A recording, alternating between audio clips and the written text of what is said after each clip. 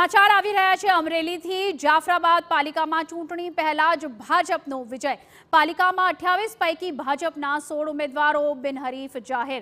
16 ઉમેદવારોની બિનહરીફ જાહેરાત થતા ચૂંટણી પહેલા જ ભાજપનો વિજય થયો છે। બિનહરીફ ચૂંટાયેલા સદસ્યો ધારાસભ્ય હીરા સોલંકીના નિવાસસ્થાને પહોંચ્યા।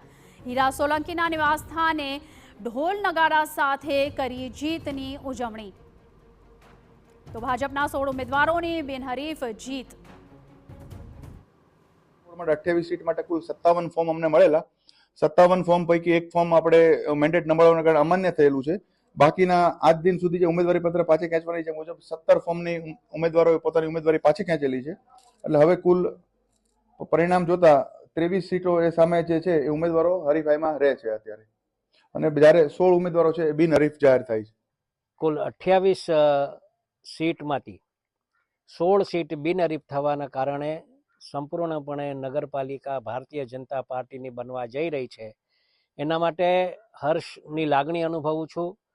મવડી મંડળનો ખાસ કરીને તો હું આભાર માનું છું, પ્રદેશમાંથી, જિલ્લામાંથી એમનો આભાર માનું છું કે જે પ્રમાણે પસંદગી ઉમેદવારોની કઈ રીતે એ પ્રમાણે ઉમેદવારો ખરા ઉતર્યા છે।